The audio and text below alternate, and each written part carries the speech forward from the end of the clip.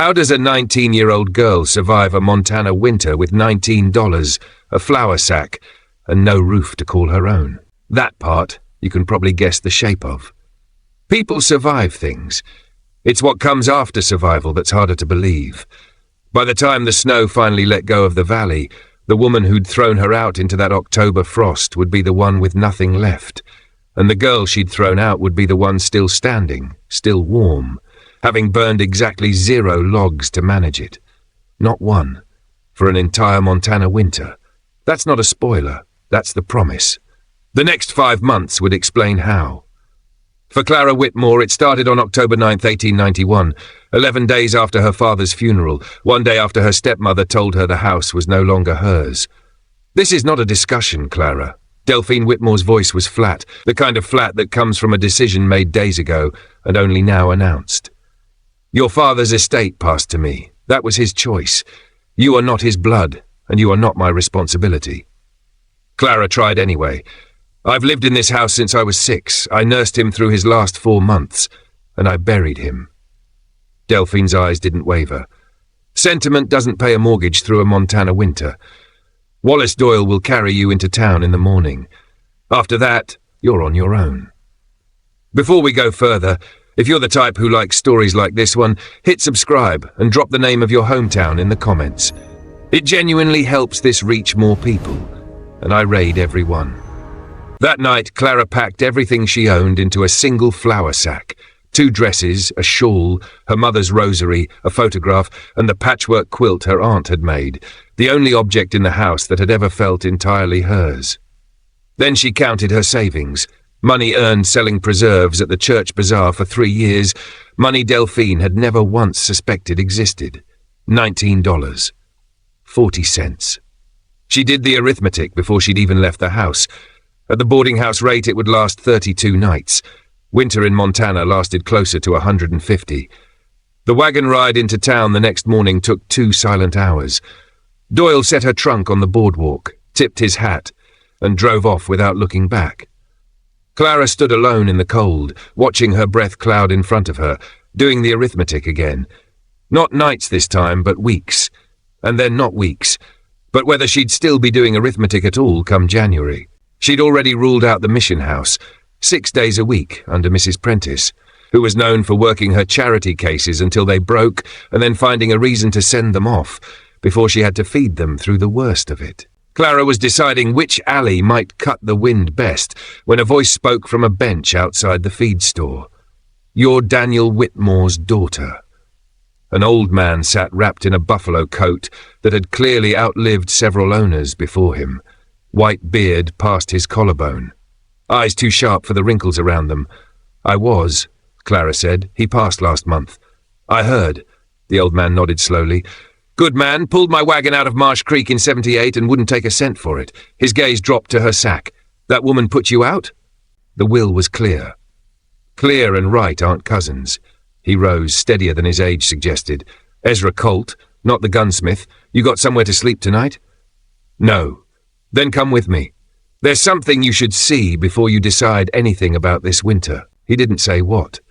She followed anyway. She had nothing left to lose by it, and he was the first person in 11 days to speak to her like she was still a person. The trail west out of town wasn't really a trail, more a suggestion of one, visible only if you already knew its shape. It climbed for the better part of an hour through timber and grey rock, the light thinning as the afternoon aged.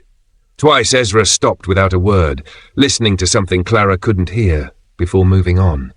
He walked the path the way a man walks a hallway in his own house in the dark. Then he stopped at a wall of stone and dead brush that looked, to Clara's eye, exactly like the last 40 they'd passed. He reached into a tangle of juniper and pulled it aside like a curtain. A black seam opened in the hillside. "You'd walk past this 50 times and never see it," he said. "I nearly did. Nearly." An odd word for a man who now moved through these hills like he'd drawn the map himself. Clara noticed it, and noticed herself noticing it, and said nothing.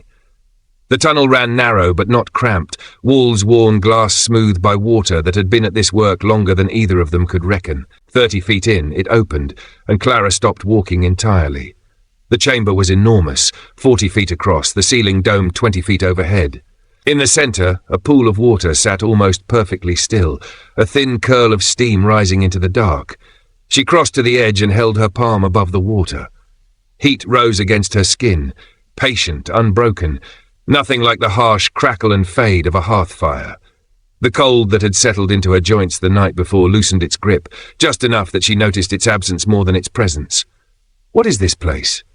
Hot spring. That's the simple answer. Ezra lowered himself onto a boulder near the water. Sit, and I'll give you the true one. Not all of it tonight. Some of it you'll have to find out yourself. She sat. Water's 102 degrees, near enough, every day of the year. Doesn't freeze in January, doesn't cool in a drought. He nodded at the steam.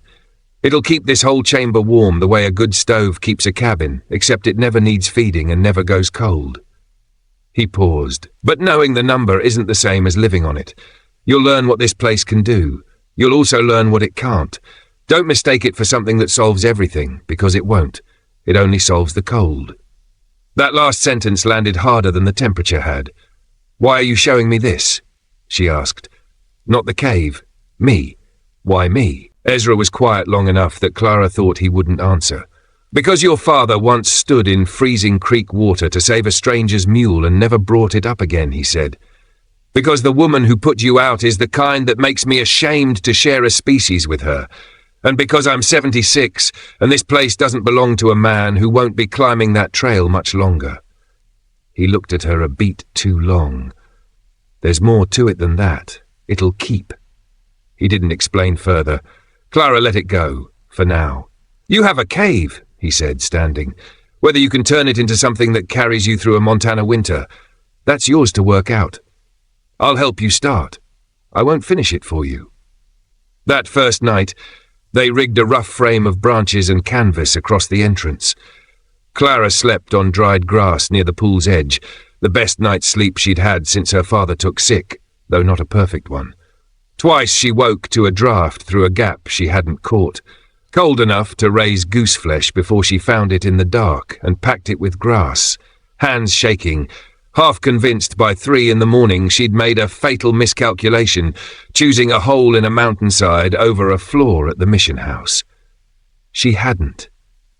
But she wouldn't know that for certain for another 5 months. Turning the chamber into something that could actually keep her alive took the better part of November, and it did not go the way she expected. Her first snares came up empty, 3 mornings running. Her first attempt at drying meat over the pool's steam turned half of it to rot before she learned to turn it every few hours. A shelf she built in the storage alcove collapsed the same night she finished it, because she'd trusted a piece of shale that looked solid and wasn't. Each failure taught her something the last one hadn't. By the time snow was falling in earnest, she had bedding insulated against the stone, shelving that held, snares that worked more often than not, and a habit of cooking with nothing but the spring's steady heat. Eggs poached at the pool's edge, jerky softened in water hot enough to make her hiss the first time she misjudged it.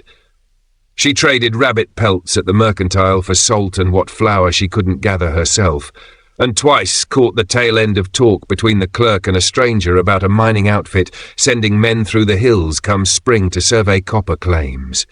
Talk she filed away with mild unease and nothing more, since spring was still a long way off and she had a winter to get through first. People in Copperfield knew, vaguely, that Daniel Whitmore's girl was living somewhere in the hills. Nobody knew where. She meant to keep it that way, and for most of November, she did. Then, in the first week of December, it nearly stopped mattering. She was hauling water from the pool's cooler edge when she heard a dog bark somewhere down the slope. Close, closer than any sound had come before. She froze. A second bark, then a man's voice calling the animal back, and the unmistakable crunch of boots working through brush not 50 yards from the hidden entrance.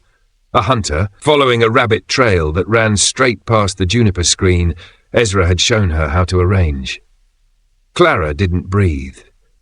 Smoke, thin, barely visible but real, was still curling up from the small cooking fire she'd lit an hour before, drifting out through the crack in the ceiling and up over the ridge, where anyone looking in the right direction might notice it against the grey sky. She scrambled back inside, smothered the fire with wet sand from the pool's edge, and stood in the dark listening to the dog's bark drift closer, then pause, then move off at an angle down the ridge, chasing something that had nothing to do with her. She didn't move for another 20 minutes after the woods went quiet again.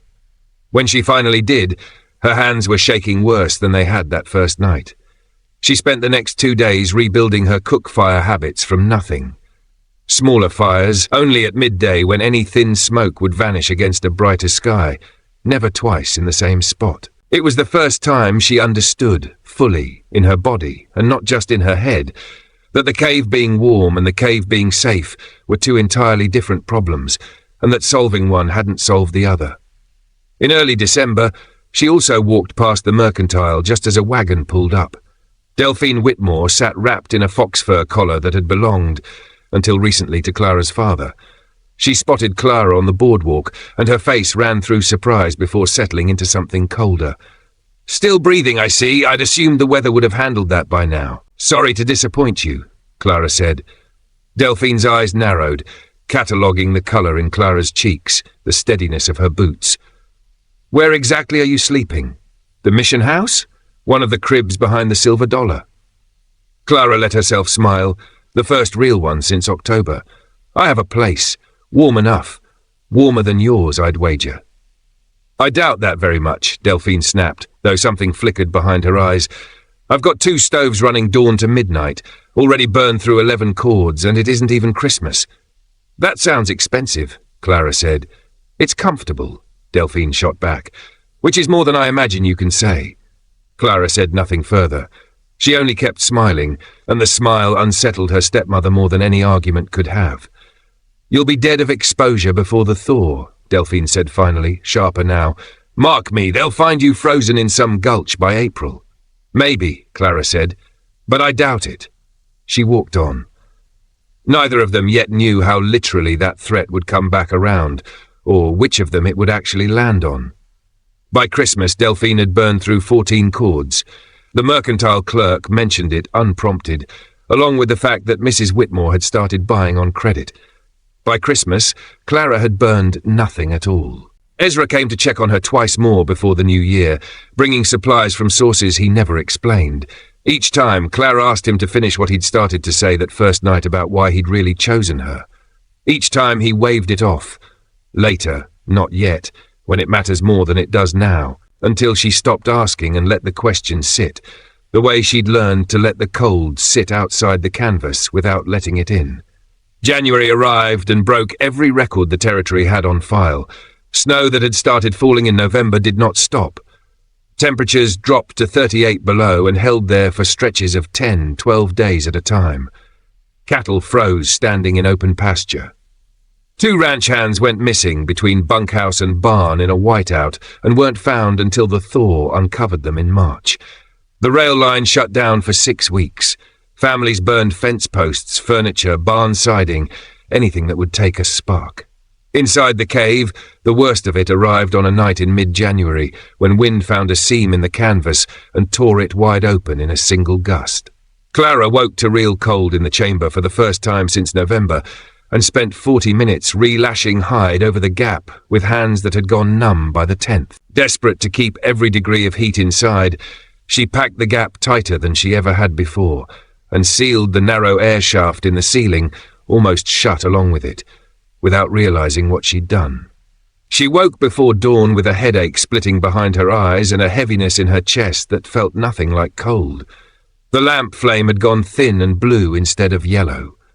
It took her a long, frightening moment, head swimming, hands clumsy, to understand what Ezra had meant by it only solves the cold. The spring could warm the air. It could not, on its own, keep that air breathable if she sealed the chamber too tight against it. She clawed the canvas open a hand's width at the top, gasping cold air that had never tasted so good, and sat by the gap until the room stopped tilting. She never sealed the shaft again after that. Not fully, no matter how hard the wind blew. The cave had a limit. She had found it the hard way, and she never mistook the spring for something that could think for her again. She never once burned a stick of wood that entire winter. But surviving it, it turned out, wasn't the strangest part of what happened in that hillside. On his last visit of the season, in the dead middle of February, Ezra sat by the pool longer than usual, watching the steam. "You're doing better than I expected," he said. "I had a good teacher. I gave you a starting point. The rest you worked out yourself. That's how it has to happen, or it doesn't stick." He was quiet a moment. "Somebody did the same for me. I was 22, half frozen, about as lost as a man can get without dying of it. A trapper named Coburn found me on the trail and brought me here instead of leaving me to work it out on my own. I never got to pay him back. He was gone before I understood what he'd given me." He looked at her. "That's the part I hadn't told you. This place has been saving the wrong people from the right kind of ruin longer than anybody currently alive knows about. I'm not the first to pass it on. I doubt you'll be the last." "What'll you do when the thaw comes?" Clara asked. "Go back to town? Find a husband?" "Haven't decided," Ezra said with a small, tired smile that suggested he'd been asking himself the same question for 40 years. "Might be I stay here. Nobody stays here forever," she said, gentler than Delphine had ever managed with her. "Not even you." "No," he admitted, "but this place will still be here long after both of us are gone." Spring came slowly, the snow retreating in stages that uncovered a little more of the world each week. Clara emerged in mid-April to rivers running loud with meltwater and the first wildflowers pushing through half-frozen mud, and walked into Copperfield to learn what that winter had cost the people who'd spent it burning wood instead of sitting on top of a hot spring. 4 families had lost everything, savings gone entirely into fuel bought at desperate winter prices. One man had frozen in his own cabin after his woodpile ran out 3 weeks before the thaw. Nobody checked on him for 4 days. Whole cattle herds had died standing up, and Delphine Whitmore had lost the ranch. Wallace Doyle told her, finding her outside the mercantile, looking considerably healthier than anyone who'd supposedly spent the winter in the hills had any business looking. Bank took it in late January. She burned through every dollar on firewood at 4 times summer price, and there still wasn't enough of it. Packed up and left for St. Louis last week. He studied Clara a moment, something like respect in his voice. "Whole town figured you for dead. Where'd you actually land?" "I found a warm place," Clara said, and left it there. She didn't bid on the ranch when it came up for auction. She didn't have the money, and by then she didn't want it. The ranch had been her father's life, and it ended when he did. The cave was hers, in a way the ranch never had been. She lived in it for 6 more winters, improving something new each year, a second storage alcove in the 4th, a proper stone hearth by the 5th, dried herbs curing in the steam by the 6th, traded quietly in town under a name nobody connected to the hills. The talk of mining surveys she'd overheard that first November came true in the 5th spring, when the copper outfit finally sent men up into the hills to run their lines. And one of them, a surveyor named Robert Ashe, lost the trail in a squall and stumbled, half frozen, on a black seam in the hillside he wasn't meant to find. He came away from it more interested in the woman who lived there than in anything underground. They married the following spring and built a cabin at the entrance, with pipe run beneath the floor straight from the spring itself, carrying the same patient heat that had once kept a girl with a flour sack and $19 alive through the worst winter the territory had seen in a generation. Ezra Colt died in the spring of 1894 in a rented room above the barber shop, finally too worn down for the climb even one more time. Clara was with him at the end. She held his hand and thanked him for the cave and for the part of the story he'd waited to tell her until she'd earned it. "Just passing it along," he said, his voice thin but clear to the last.